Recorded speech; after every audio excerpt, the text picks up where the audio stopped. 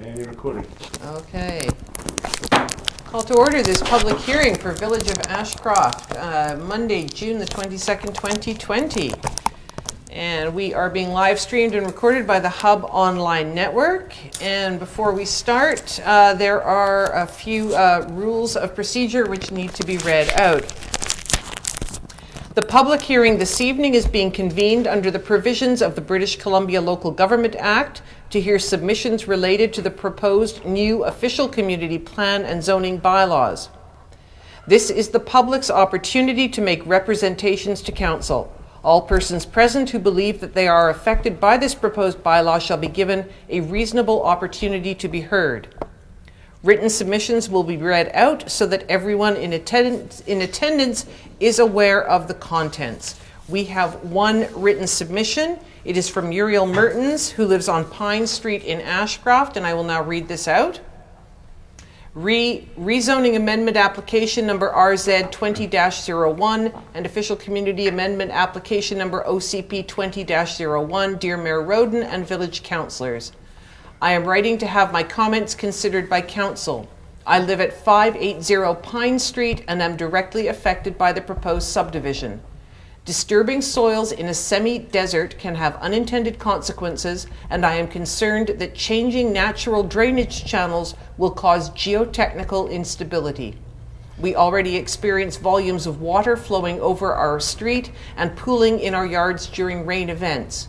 What is the village's responsibility to property owners should mudslides or other environmental catastrophes be triggered because of new development in the area?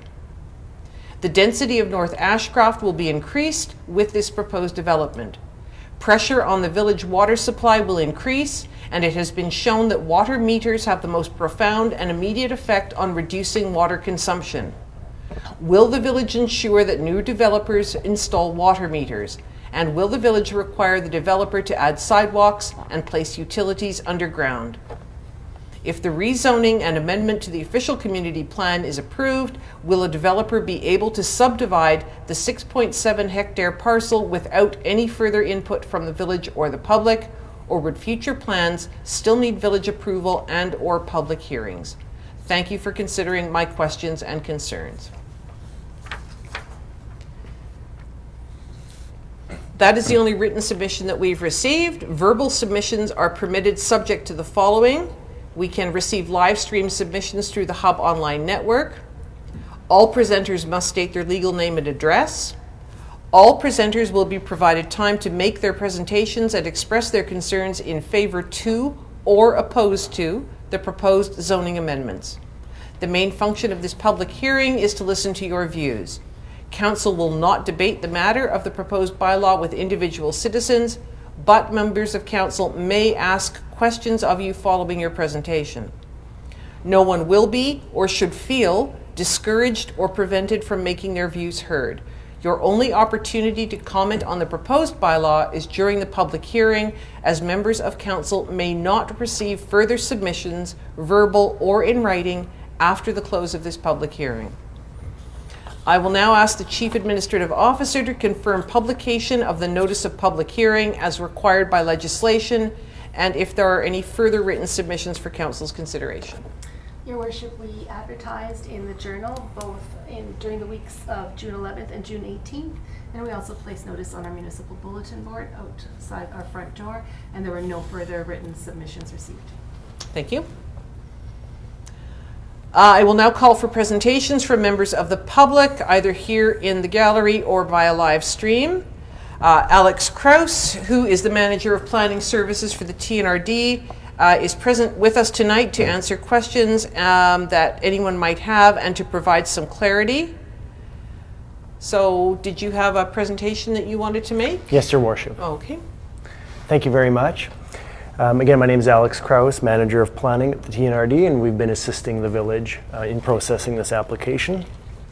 And the application at public hearing this evening is a rezoning and official community plan amendment for property at 1479 Government Street.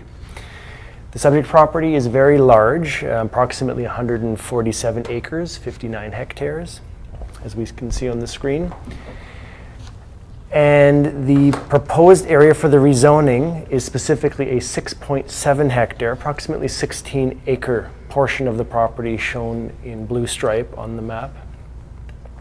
And the entire property is currently zoned A1 agriculture. The applicant is requesting to rezone to the R1 residential zone that would enable the potential for subdivision to create smaller single-family and duplex residential lots. The zoning, the R1 zoning, would allow down to 525 square meters, which is about 5,600 square feet. All zoning changes must be consistent with the official community plan, and the official community plan designation for this property is agriculture. And so for that reason, the owner has also applied to amend the official community plan to low density residential so that it's consistent with the zoning amendment. So the two have to be consistent, and that's the reason that the applications are dealt with together, both a zoning amendment and the official community plan at the same time. So that's the two bylaws that Councillor are considering at public hearing today. A large portion of the property is within the Agricultural Land Reserve, ALR, but as we see on the map here, the area of the proposed development, which was the previous old rodeo grounds, is not in the ALR, so it does not require any sort of provincial ALC approvals. And let's go back here. So for now, if the requested amendments are approved, the owner is wanting to complete a subdivision that would create a separate 6.7 hectare lot. The zoning would then enable, again, as I said, down to 525 square meters. So either this owner or a future owner could subdivide the lots further from there. And that would be through a subdivision process, which is done through the municipal approving officer. So it wouldn't come back to council and there wouldn't be more public input. This is the stage now for public input. So again, this developer is saying right now that they simply want the 6.7 hectare lot. But the zoning, we have to think of what it could enable, and it could enable the potential for smaller lots. And the applicant has provided a conceptual site plan to show us sort of the possible density. Again, they have not applied for this subdivision configuration. It's simply to show both council and members of the public how small the lots could be and the type of density that could occur there if this zoning and official community plan amendment is approved. A portion of the property is also affected by an archaeological site. The owner is aware of this. And as part of the subdivision and as a condition of this rezoning, the owner is going to register a covenant against the property, warning future owners of a requirement of an archaeological impact assessment if the property is further subdivided into small lots. So either this owner or the future developer who wants to create those smaller lots at time of subdivision would then have to do that impact assessment. They wouldn't be required to do it now at this time. So essentially the covenant defers that requirement until the smaller lots are created. Procedurally, following the public hearing tonight, Council will be considering the two bylaws for third reading. The zoning amendment bylaw will also require the approval of the Ministry of Transportation. So should Council give third reading this evening, that bylaw, the zoning bylaw, would have to go to the Ministry of Transportation for approval before Council could consider adoption. But now, of course, is the public hearing and the opportunity to hear from the public. So that's all for my presentation. I'd be happy to answer any questions. Thank you. Just a question about the 525. Is that the minimum square meters that the sites could be? Correct. That's the minimum parcel size of the R1 zoning, so the smallest technically that a lot could be created in that zone. Right. Thank you. Councillor Davenport? The archaeological area, is that a small portion of it or throughout the whole thing? It is a small area that is the known site, but typically the way it works is with that impact assessment that they're supposed to do, it could uncover further areas. That's a provincial requirement, I should note. So right now it's a small area, but it could be larger depending on the assessment, which could impact the number of lots that are created if a developer ever tries to create smaller lots as the next phase.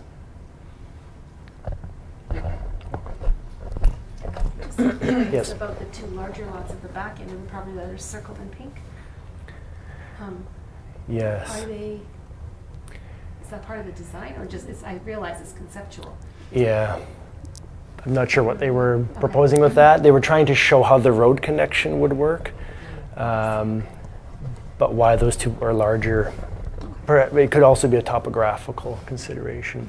But I think, again, I warn that this is very conceptual, because they would have to not only look at how many lots they can get, but also at the topography, drainage, some of the things that were noted in the public's letter that was read previously. Drainage, stormwater has to be looked at. So when they engineer a lot configuration like that, it'll really impact both the number of lots and how they're laid out. I believe that the area circled in pink is from the previous proposed developers, and I think that that was part of what they were calling phase 2, and I think what they envisaged for that was some more like a, not a strata, but more like a small apartment building similar to the ones that are at Villa Frontera, the one building there at the end. So they were looking at more that kind of development, or maybe seniors facility at that for the second phase. Okay. So. Any further questions from the gallery? Any questions? No? Any further questions for Mr. Krause? No? All right, and have we had any questions come in via live stream? All right. Although we do have 15 people watching currently. All right, thank you very much. All right, so I'm going to call a first time for presentations from the public or via live stream. No, hearing none, I'm going to call a second time for presentations from the public or via live stream. Hearing none, I'm going to call a third time for presentations from the public or via live stream. All right, hearing no further speakers, I declare the public hearing closed. Look at that, 1 minute to 7.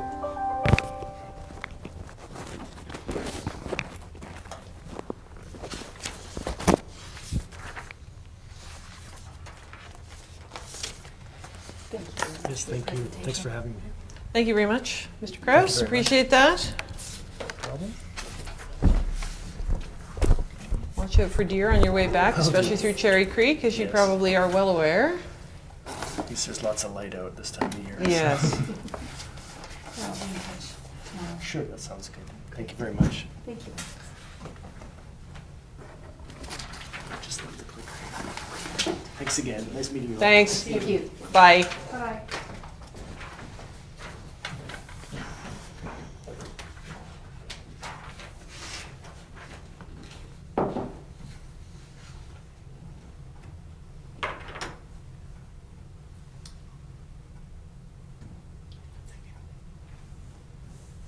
All right. Call to order this regular meeting of the Village of Ashcroft Council for Monday, June 22nd, 2020. Please be advised that the Hub Online Network is recording and live streaming tonight's council meeting. Move to adopt the agenda as presented.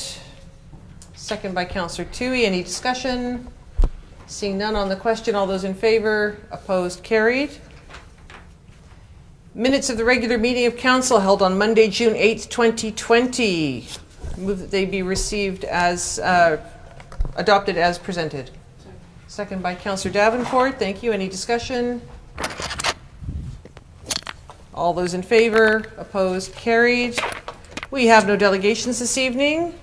We have an opportunity for questions from the public, which will be addressed through the chair. We have 2 questions that have been submitted in written form. Gloria Mertens is not able to be here this evening. She has sent in 2 comments, both with respect to item 5.1 on the agenda, which is the Planning Services Report to Council, which Mr. Krause just summarized for us. First question, any proposed subdivision will have to abide by the regulations found within the village's subdivision bylaw. The subdivision bylaw was being reviewed and already had its public hearing about a year ago. I am wondering what the delay is in proceeding that bylaw to 3rd reading. The answer is the bylaw has not been before council for any readings. Council requested that a public survey be conducted to gain community input. as the proposed River Hill development was being considered at that time.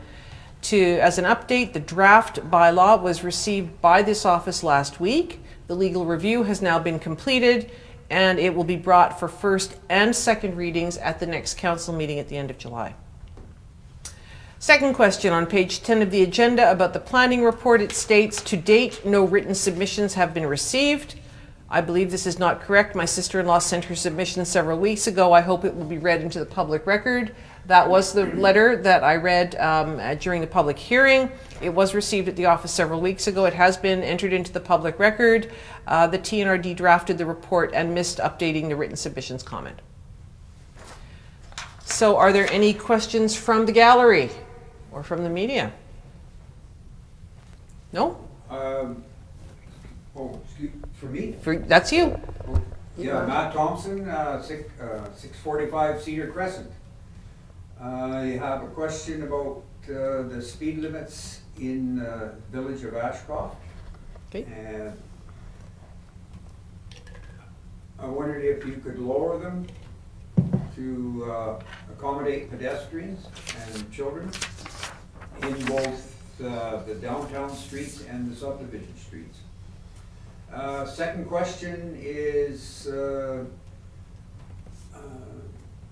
the bright lights on the police station. I wonder if they could be shaded, because at night when you come around the corner to get onto Elm Street, you need to put your sunglasses on. Mm-hmm. And third question is try to calm the traffic down on Railway Avenue. I know the trucks can't go anywhere else, but maybe there's a way of calming that down. And the fourth question and final question is, could we plant some more trees downtown Ashcroft along Railway Avenue, just like they have in Cache Creek? Thank you. Okay, thank you very much. On this, the bright lights on the police station, we can ask them. Calming traffic on Railway and lowering the speed limits, that's something we'd have to talk to the village crew about what that could look like. Planting more trees on Railway, that's something that we could possibly talk to Communities in Bloom about and see what that might look like. But we can get back to you with more detailed answers on some of these when we have some more information from the police station, for example. Thank you. Okay. Yeah. All right. And any questions from the media? No. All right, we will move on to Section 5, Bylaws. 5.1, Planning Services Report to Council. This is the report that Mr. Krause summarized before at the public hearing. And this is here for information and Council's information only. And it's to inform the next 3 items under Bylaws, all of which refer to it. So we come to item 5.2. Oh, sorry. First of all, were there any further comments on the presentation, the report, or the presentation by Mr. Krause? Yes. Question, Tingley Street Apartments, can they be used in any way? Tingley Street Apartments, okay. That is an ongoing issue, as many residents know. Council is very limited as to what we can do. We have been in contact with the owner over the years to see about possibly having something done. There is nothing that council can do to compel the owner to either sell the property to someone else or to develop it. That is completely outside council's control. The idea has been suggested of an empty homes tax, similar to the one that they have in Vancouver, which is 1% of assessed property value. Even with, if you go onto BC Assessment, you can see what each of the units are assessed at, and a 1% property tax penalty or assessment on it, if it was vacant, would amount to, I think I worked it out to about $3,200. And of course that would, I do not think you could make something like that site specific. So it would have to apply to any empty property within the village of Ashcroft. So anyone who owned an empty property would be subject to that tax unless we, say, did it in a certain area, maybe only downtown. But of course a bylaw would have to be developed in order for us to be allowed to do that. So really, unless or until the owner decides to sell the property, our hands are tied. The only other comments are yes to more trees all over town, and mostly elm or trees of Haven at mostly elm or trees of Haven at Tingley Apartments nuisance trees. The trees of heaven. Yes, we did have a program or a policy within the village that village crews would be able to go to any property that had the trees of heaven, because they're a nuisance tree, but they're not considered invasive. So I believe we still have something in effect where a homeowner, if they think they have a tree of heaven on their property, can call the village, and we'll send a crew member by to take a look and see if it is tree of heaven, and then we treat it with glyphosate, which is about the only thing that will get rid of them. Regarding the trees of heaven on the Tingley Street, we did offer that same thing to the owner, that we would go and clean up those trees, because we felt that we could not offer it to other property owners in the village of Ashcroft and exclude that property. So that might be something that we have to go and reassess, because they do grow back very quickly and very big. The only other comment is a thank you from the question about Tingley Street Apartments. Oh, okay. You're welcome. I do have a question about. Yes. I was driving by, and I understand that it's starting, the foliage in the trees are starting to get rather large. So as I understand, we have somebody contracted to take care of that on a... No. Nope, okay. It has to be done on an as occurs basis, so we do not have a blanket ability to go in there. If it's deemed that the property needs cleaning up, either because of excessive foliage or because it's a hazard, there is a very detailed process that we have to go through with the owner every single time, and only at the end of that process are we allowed to send in a contractor to do any work that needs to be done.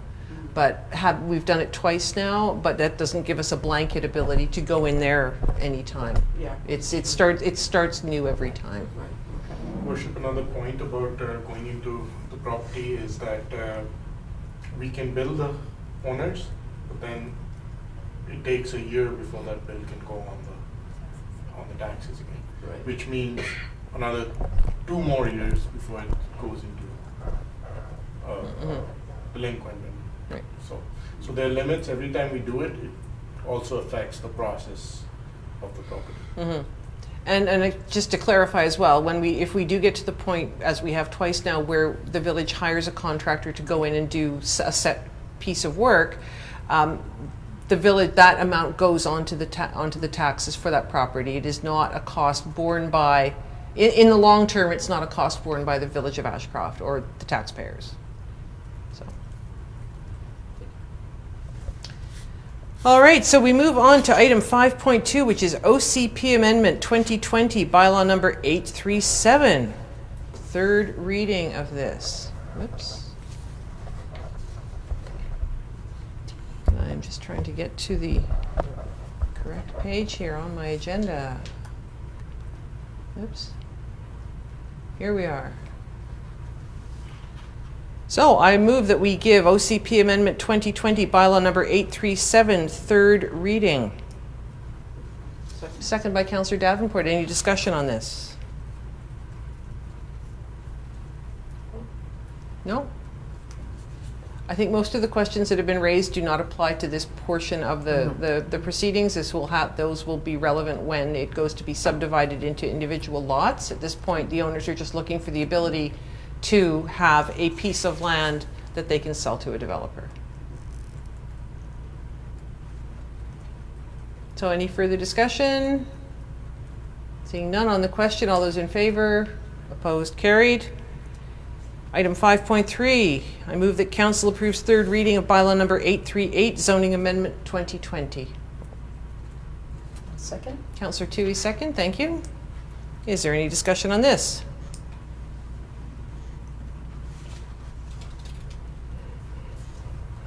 No, seeing none then on the question, all those in favor?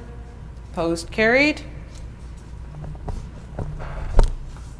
Item 5.4.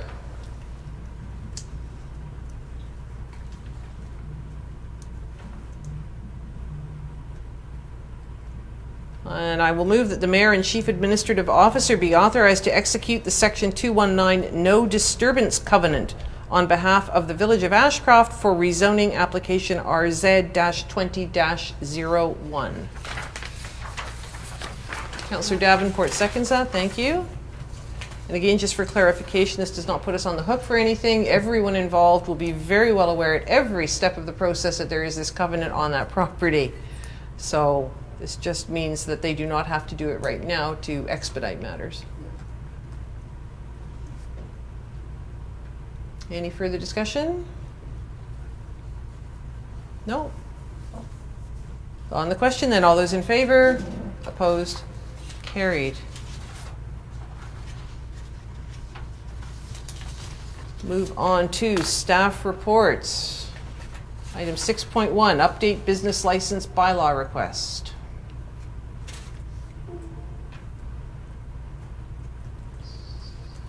Councillor Davenport. I move that council approve staff to research and develop an updated business license bylaw for the Village of Ashcroft and bring it back for council for consideration. Thank you. And I'll second by Councillor Tuohey. Any discussion on this item? Councillor Tuohey. I'm hoping that, sorry, thank you, Mayor Roden. I'm hoping that that also will go on to the, because I'm not sure if you're aware that on the CRA website, that when you look up to get a business license for Ashcroft, there's a very, very old form on there. Yeah. So that needs to also be updated. Yeah. CRA. Yeah, yeah.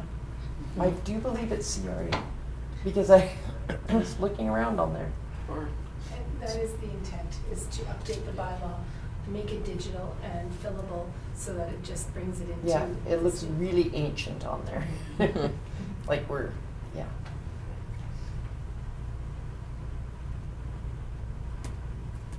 Okay, and also I understand that the fees will then be taken and put on the fees bylaw so that they'll, that was the intention of having the fees bylaw, was to have all the fees in one place so that people did not have to look up individual things to find out what the fees were. So it really is something that council's been working on, this council and the previous council, to try and make it a one-stop shop, or you know, and staff have been flagging this as something that we need to do to make it easier for developers and people wanting to do business here in Ashcroft. Any further discussion? No? On the question, all those in favor? Opposed? Carried. Item 6.2, Curling Club lease negotiations and renewal. Councillor Tuohey.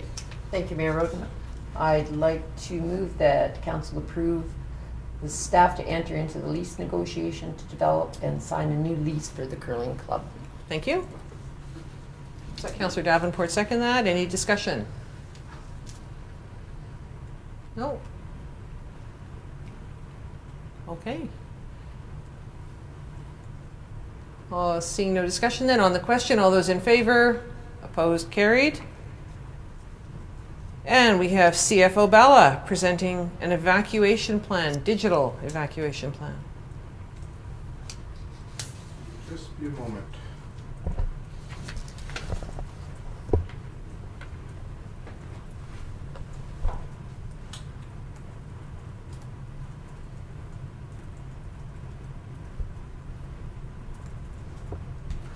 Yeah. See how I'm going to get down off the mesa.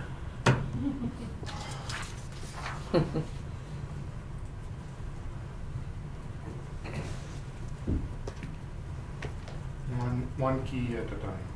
Oh no.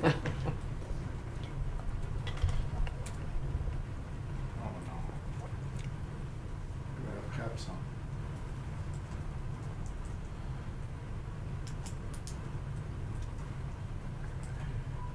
On the beginning again.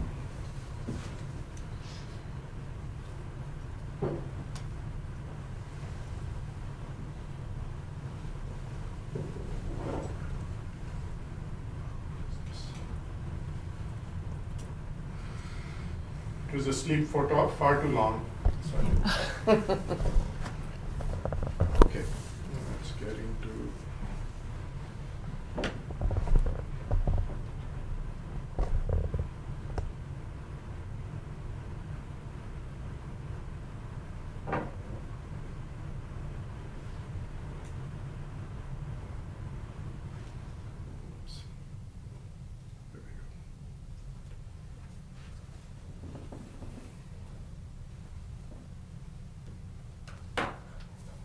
Oh, You'll come up.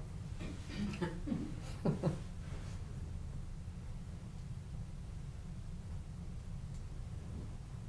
on. Just decided to have technical issues. Give me a moment. Let's get this started again. It doesn't like that anymore. Okay, we'll go in this way. So, as everyone much, see all right? so I'm presenting benchmarks and evacuation plan. And the evacuation plan project is complete. Public wanted feedback on our process, so we've created a web page to show it. The final report has been submitted to UBCM to get our money. This project, if you recall, came about as part of the emergency management discussion after the fires. And we needed to find out what are the avenues to get people out first and foremost, in case the Mesa exit was blocked, as there's only one exit in and out. There's one entrance and one exit. So first, how to get people out. And then the second priority was to figure out how much it costs to get roads built from the Mesa down to the highway on some route. So this project did that, and so we have it finished. We have Class D estimates for what it would cost, as well as visualization of what the potential evacuation routes are and the ones we chose as being there. So let's go to the website and have a look.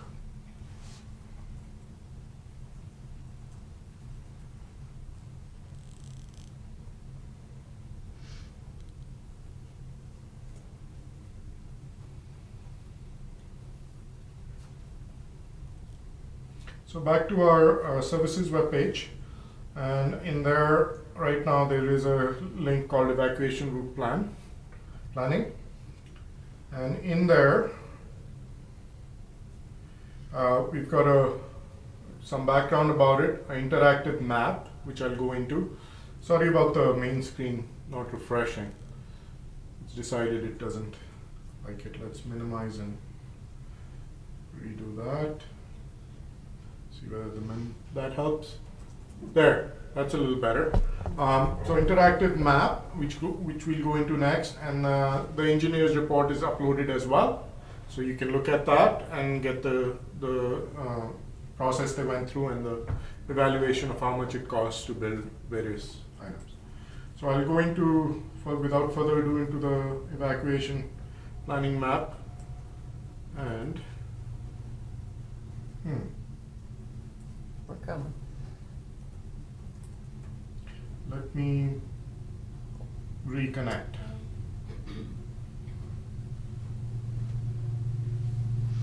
So it's good for the public to know that this is on our website, that they just have to look, right? Yeah.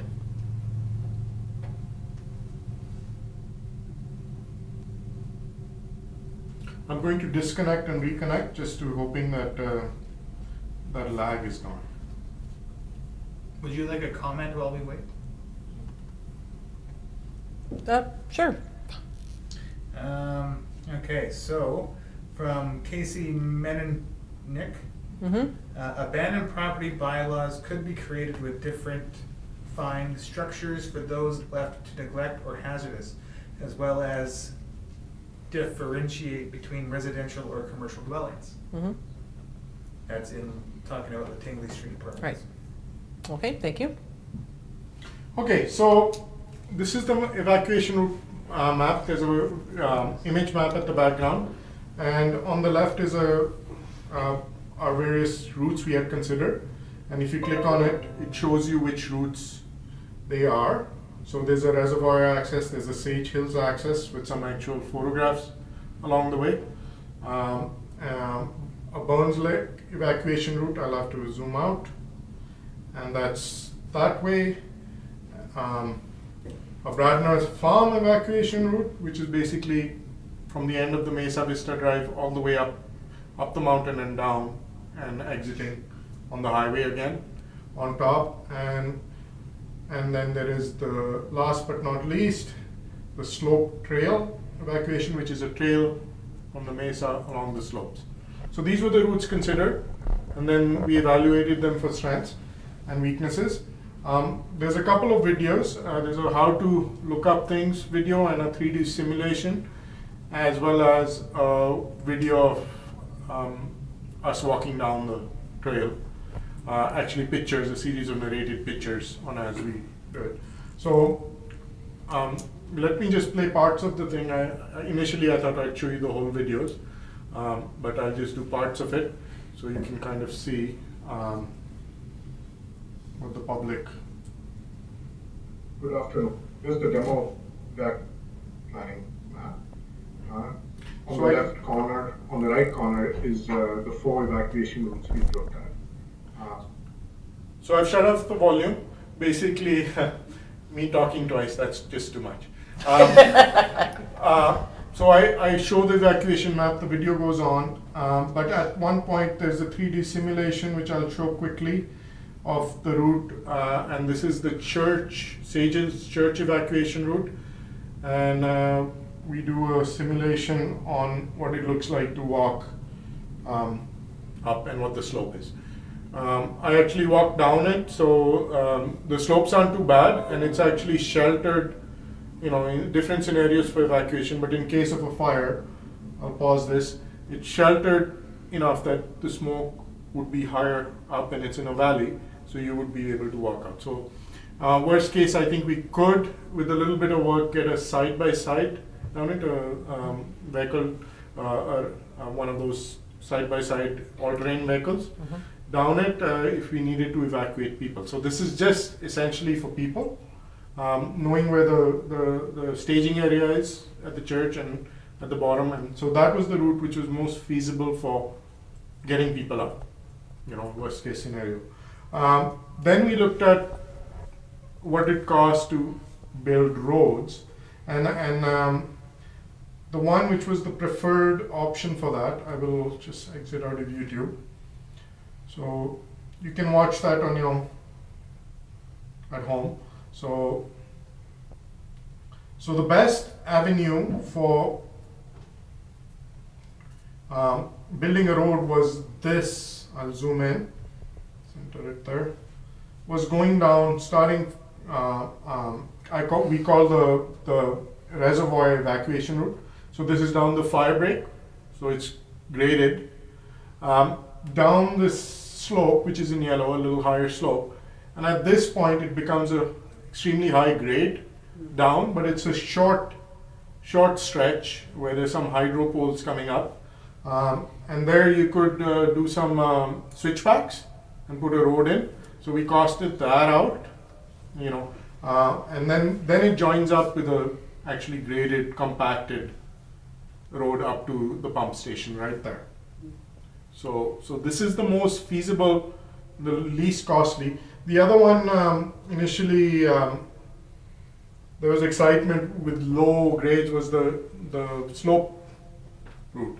The problem with that is, which we identified by actually going there, is the soils are really, really loose. It's like sand along that way. And if you build a road there, you endanger the developments down here for any erosion. This offers the best possibility for erosion, preventing erosion and keeping things safe. So though the grades on this one were really low grades and low slope, the challenge is it's really, really loose. And to make that safe for everybody, you'd have to spend a lot of money shoring it up, doing geotechnical. It just makes it not feasible for that reason. But so the goals of this planning was to get costs and as well as understand what our options are and tie it back into evacuation plans, in case of different scenarios. So that project is finished. We were hoping to get LiDAR data, which is very, very detailed topographical data. The issue with that was Fraser Basin is running the project and we've been able to get it for free, which is fantastic given how expensive it is to run LiDAR.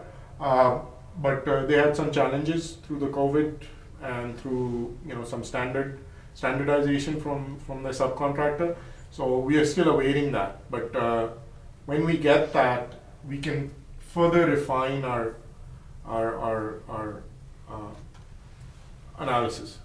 And right now the separations we were able to get were 20 meters apart, which is gives you a kind of a feel like you saw in that 3D map, but not to the scale which would be nice to have. And then if we can get that data, it has other applications in drainage studies and things like that. So I'm eagerly awaiting getting that as well.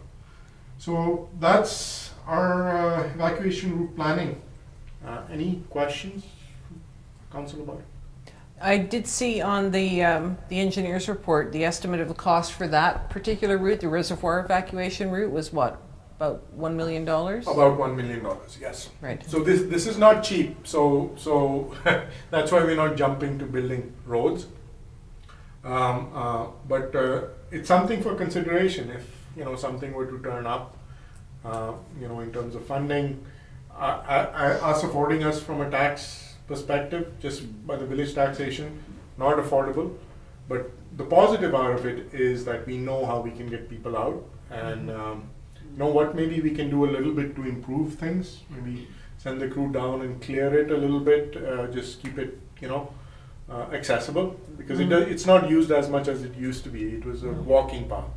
So once a while, just it just gives us another level of protection were the Mesa Vista Drive blocked, right? So this gives us that ability to do that. So very important, considering we haven't anticipated the kind of emergencies which have come up, and we've been surprised by different things. So this is just another tool in our toolbox to just keep the village safe. Mm-hmm. Now, just a question: was it ever discussed having a road there that would actually be a road that could be used all the time as a permanent access point to and from the Mesa? So these were Class D estimates, so fairly loose Right. estimates. I mean, you'd have to do much more work, engineering work.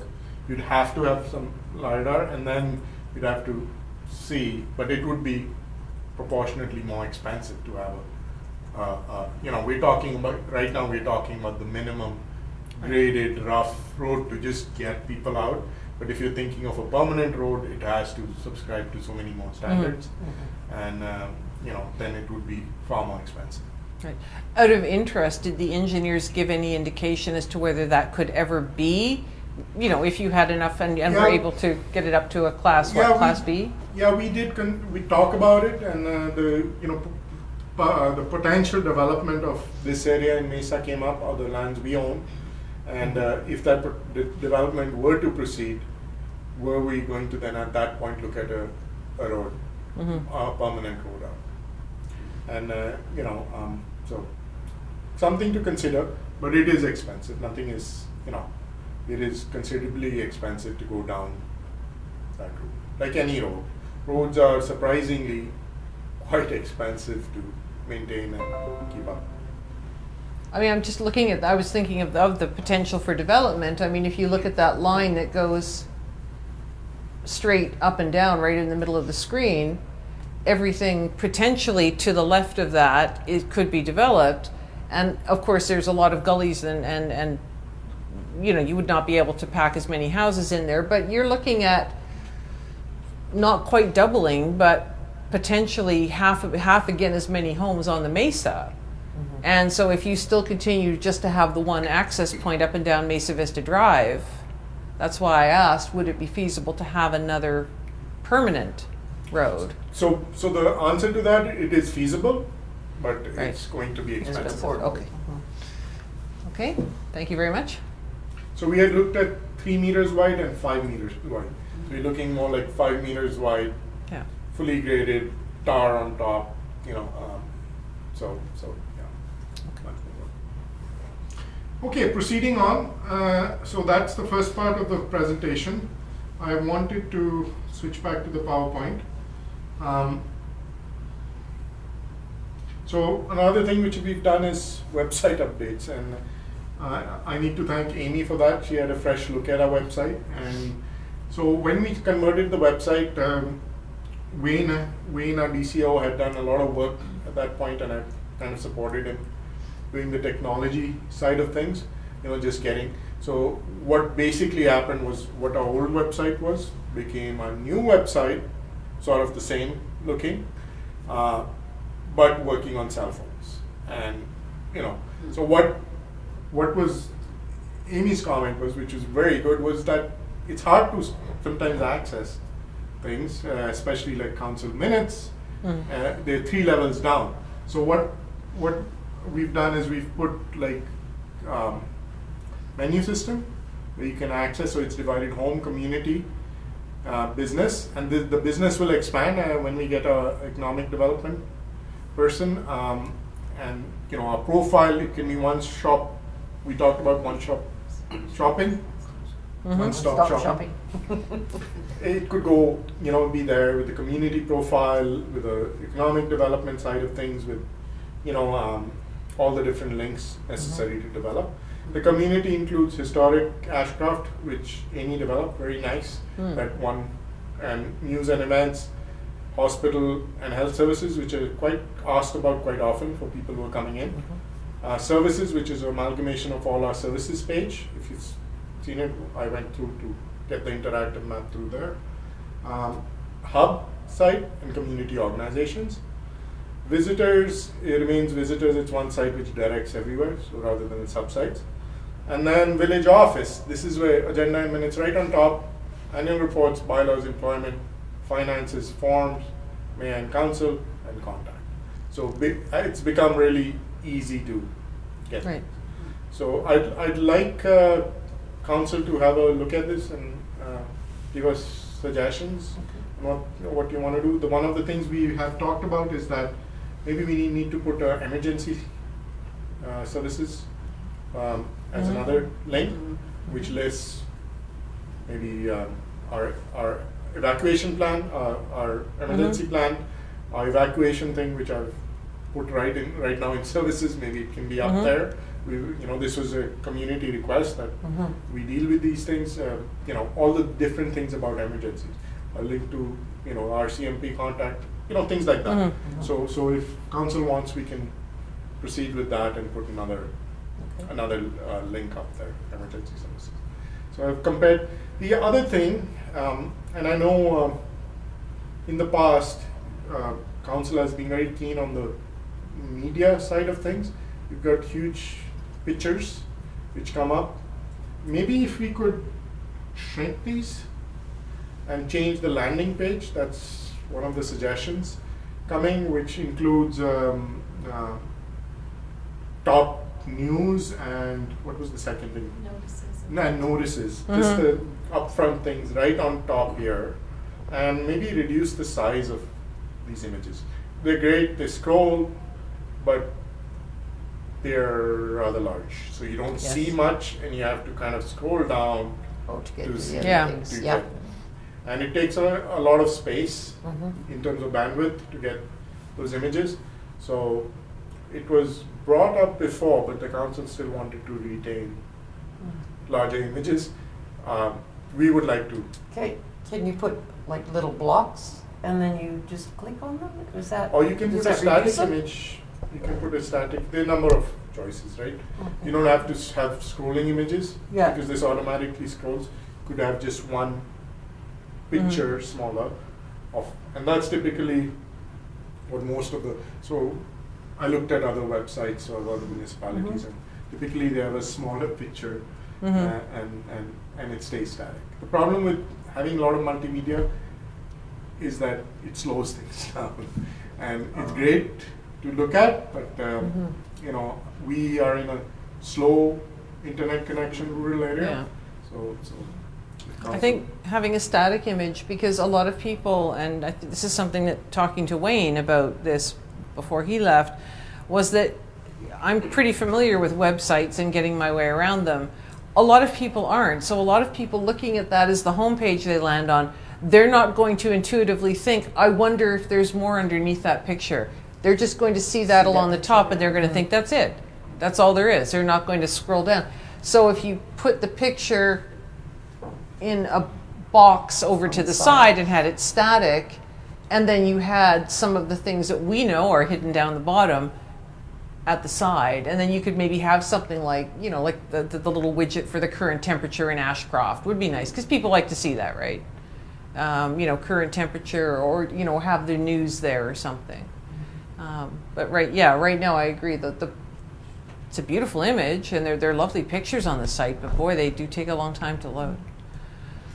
Thank you. Good point. And that was actually an issue we had earlier this year. We were going through a time, and I don't know, I think TELUS was having some major issues at the time. And I know I had to go on here, as I was somewhere trying to look up an agenda or minutes, and I mean, go off and get a cup of coffee and come back, and it's still thinking about doing something. People aren't going to be that patient. No. Okay, thank you. I appreciate being able to change that. And I think having the emergency service is good there too. Definitely. Yeah. The other thing is now benchmarking. I've said the work, I've tried to benchmark against a couple of communities, Kamloops and Kelowna.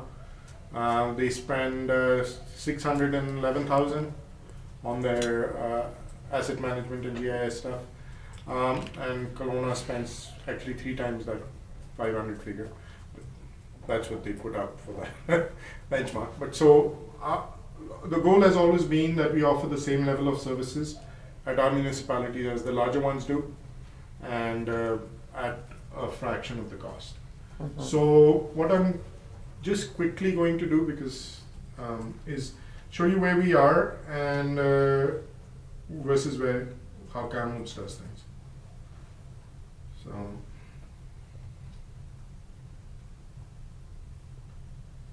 okay, close some of this if you don't mind.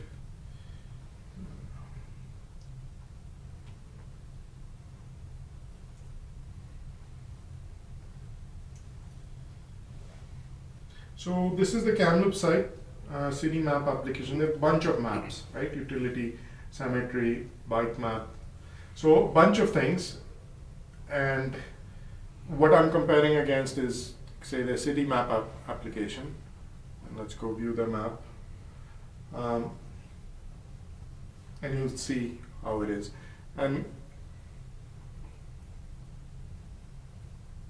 GeoCortex is a, anyway, Esri thing. I accept the disclaimer, and you have this, right? Oops. And it gives the various sites, various parcels. You click on it, and it tells you this, right? And then you have to go to another one to give you a property report and a utility report. So let's compare against what we have. And we have a public map, and a parcel map is much cleaner interface, right? And a parcel map, you click on it, it shows a parcel information. What is new, which has been added, is the municipal services, how much it costs, what the taxes are, what the water connections, and what the solid waste is, and your bin number as well. We've got a link to the property assessment and garbage collection schedule, which is basically North Ashcroft and Mesa. It's not, you know, but so the idea is to benchmark against that. So I think we've done what they've spent quite a bit doing on a much straightforward interface and getting the same information. So example, if you click the property report here, it takes you to a property image. You can click on our property report, it'll take you to the BC assessment website. So I did not spend time re-downloading the image and doing the same information, which is repeated. The same information is there. In fact, we have more information. They have assessments, which is available from assessment right there, but we have what the taxes and the utilities are actually for that parcel. Mm-hmm. So I think it's useful for people checking out things, Looking you at know, Ashcroft, looking yeah. at Ashcroft and what Yeah. they say and all the information. You can overlay on it portable water, and we'll get services in as soon as we can, and they can see where the services are, for example, right? And where the property connects. That'll be coming soon.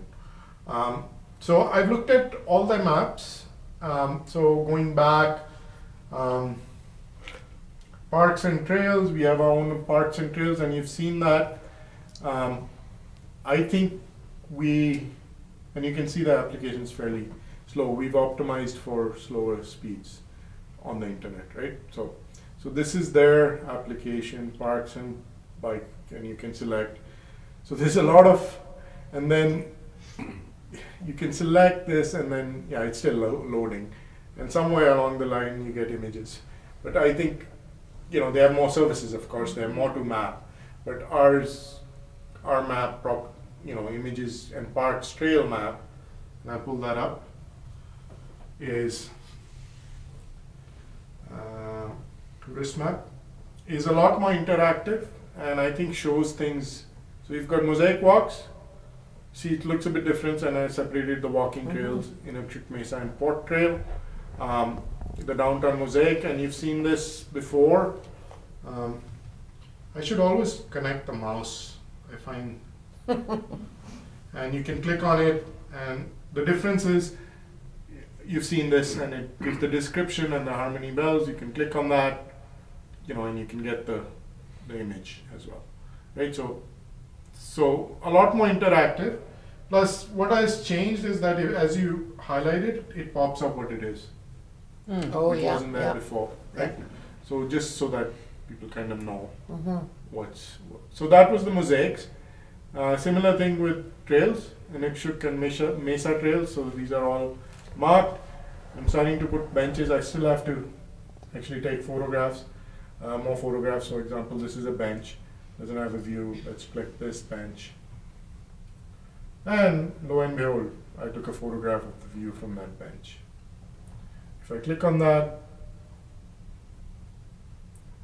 Oh, Nice. who wouldn't want to live here? and then you can make it bigger. Wow. Right? So I think we've done. So I'm trying to benchmark, and I'd like you to kind of use your own judgment about it. Mhm. But the idea was to offer the same level of services as a large municipality does, without spending hundreds of thousands. I know they have more data, but really, the structure is integrated. So instead of having these many maps, and they've done aerial photos, which we could do some point if we can find it cheap. It's expensive. We might even do it ourselves. Did we not, Okay. like with a Drone, drone? Yeah. yeah, to get a service like that is. Do you guys do that? We're getting a drone. Are you? Oh. Yeah, but the mapping is a bit different than and maybe we'll use something like that, Yeah. right? They spend money every year to get the whole city Mm-hmm. done, right? So they've got some things we don't, but I think we've been able to do pretty much everything they do with a very clean interface, and we can add things as we want. If we want to add something to this or the public maps, like the next step is sewer and water connections. That's often asked for. So I looked at the 6 topmost requests. Find where the property is. So we've got a simple search. Mm-hmm. Find where the cemetery is by a simple search. We've got parcel information. We've got portable stormwater and zoning. The big advantage here is this same system is integrated into a secured public works system. Okay. Let me know if I'm going too far on time. 5 more minutes. So You're good.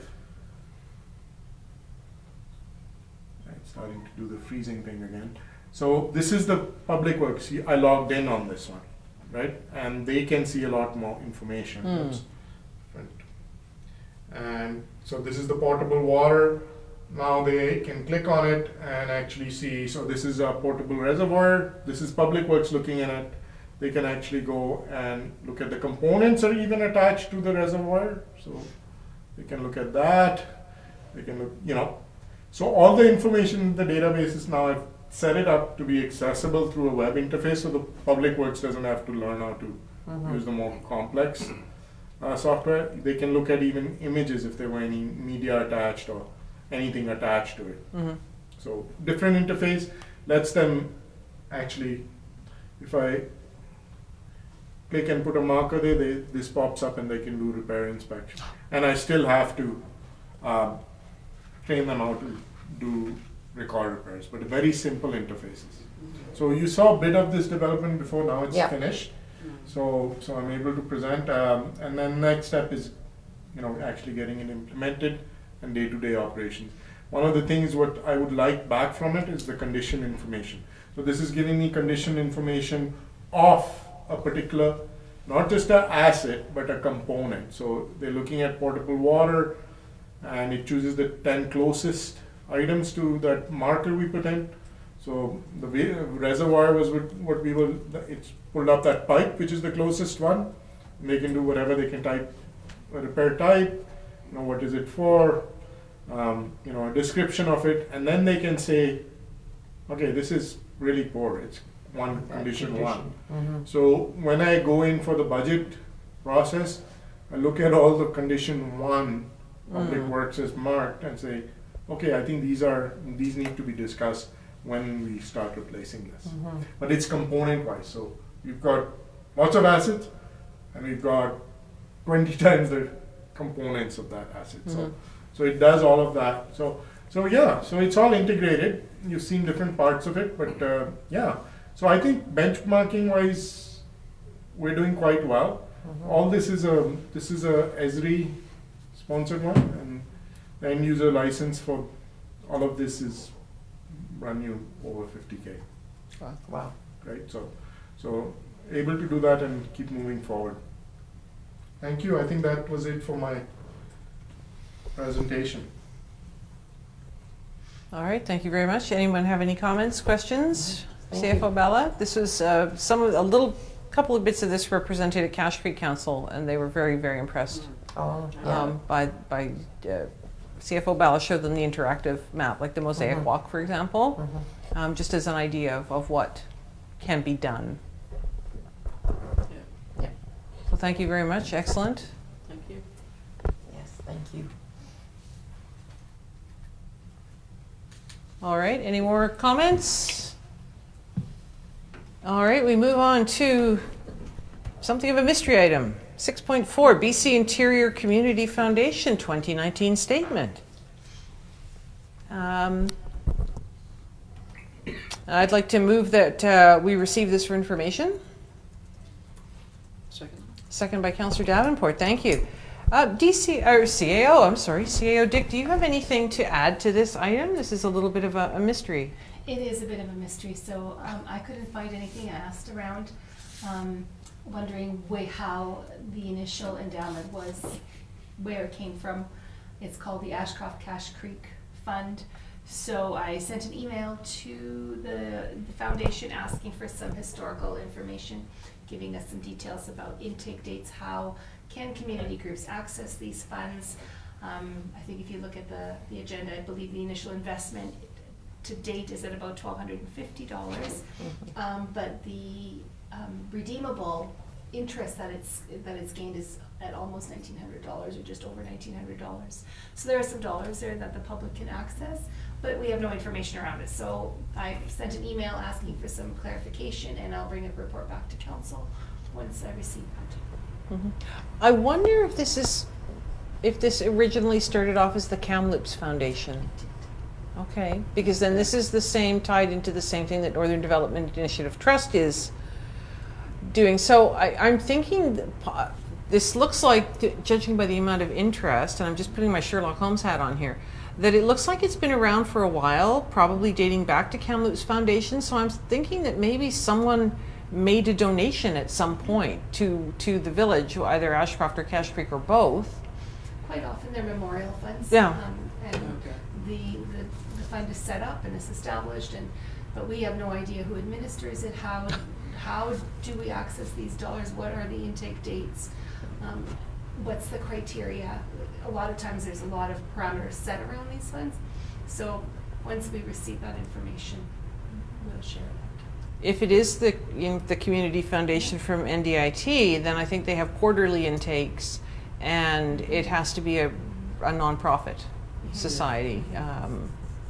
So, and it would be interesting to know who founded it and why. Would be nice. All right, so thank you. So we will have more information coming at a future meeting, probably, hopefully the July meeting, and we can, yeah. All right, thank you very much. Moving on to section 7, correspondence for action, request to host screening of The Twilight Zone. What is council's pleasure on this item on page 30 of your agenda? Just get down there.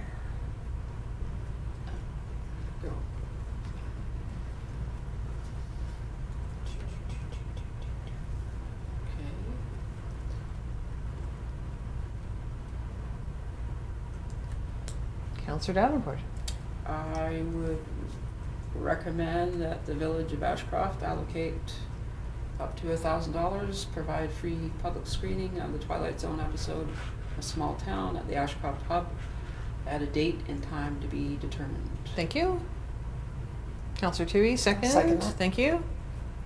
I found out the cost from the hub. We have not talked to them about any kind of dates. The thinking between myself and Ms. Weller of the Film Commission is that we have over 2 days, consecutive days, and say 11 o'clock each morning on both days, 2 o'clock each afternoon, and then 7 o'clock each evening. So we give lots of people lots of choices as to dates and times, weekday, weekend, morning, afternoon, evening. People would have to reserve their place.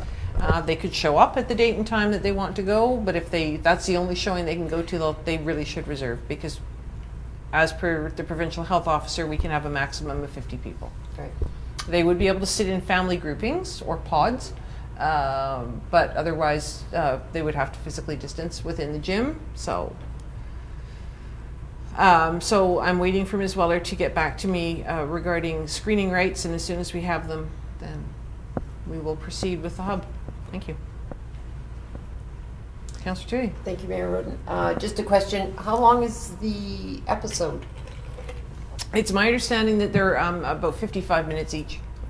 These are on CBS All Access, which is a streaming service, so I don't think it has ads within the body of the show itself. Great, thank you. So. All right, any further discussion on this item? On the question, all those in favor? Opposed? Carried. Thank you. Item 7.2, Canada Day Committee, RAPS, park use request for an actual real live event on Canada Day. What is council's pleasure on this? They are asking for use of street barricades at the different locations they'll be setting up, and for permission to set up at each location and have access to power. Councillor Tuohey. Thank you, Mayor Roden. I'd like to move that we give permission to RAPS to use barricades and power wherever necessary to go ahead with the Canada Day celebrations. Great, thank you. Second that. Councillor Davenport seconds. And the RAPS people really brainstormed this one to try and figure out how to bring something live, because I think we're all kind of virtualed out at this point. So, and the first one is going to be at Jackson House. Originally the idea was to have members of the public able to go there if they want, but considering the vulnerable population at Jackson House, the fewer people the better. So I think it's being restricted just to, say, close family of residents who are up there. All right, any further discussion? No. On the question, all those in favor? Opposed? Carried. BC Assessment Authority asking if we would like to have a virtual meeting with them during the virtual UBCM between the 22nd and 24th of September. And what is council's pleasure on meeting with the BC Assessment Authority during UBCM? Virtually.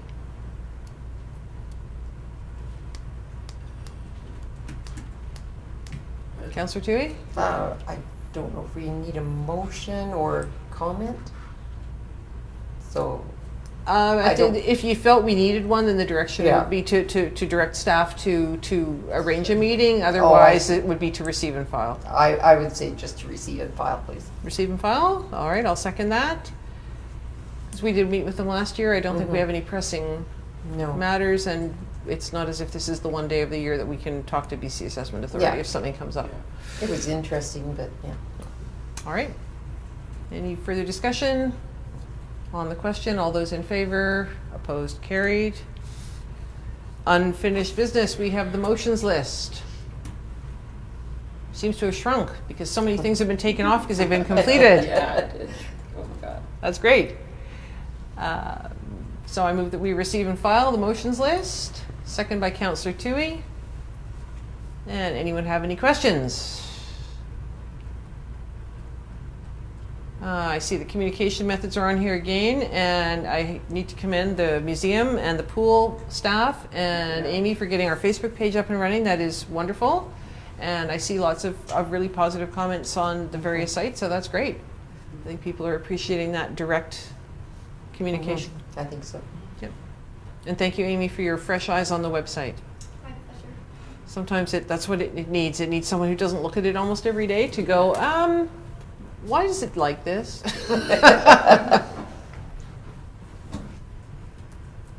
All right, on the motion, all those in favor?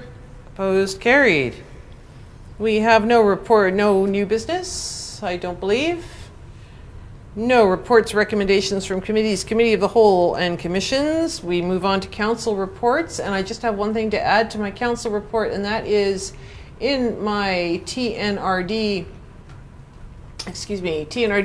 report, I talked about the Film Commission asking for $35,000 to do a consultant to explore the feasibility of building a studio in the area, which is something that anecdotally is holding us back because film companies come here for outside filming and location filming, but there's nowhere to actually do interior filming. And had a report from the film commissioner today saying that somehow land developers on the coast have received information that this was passed at our meeting last week to go ahead with the study, and so developers have already been in touch expressing their interest in seeing the outcome of the study when it is completed. Wow. So, and then the other one was regarding the TNRD board meeting space. As it says here, ST73 and the City of Kamloops are in the same boat as the TNRD. So tomorrow, the City of Kamloops at their council meeting will be looking at the idea of going to the Sandman Center and using space there as a purpose-built board meeting room that could then be used by SD73, by the TNRD board, which has 26 directors, and by the City of Kamloops, which has 9 council members. And anyone else have any questions? Oh, and I've written a letter, as per our last meeting, I've written a letter to Chief Superintendent Hogley of E-Division, and after some thinking about it, I discussed the matter with Mayor Tallarico of Cache Creek, and he was taking it to their council tonight. And the thinking is that we would both sign on behalf of our respective villages, because of course the Ashcroft attachment does serve both communities. Okay, perfect.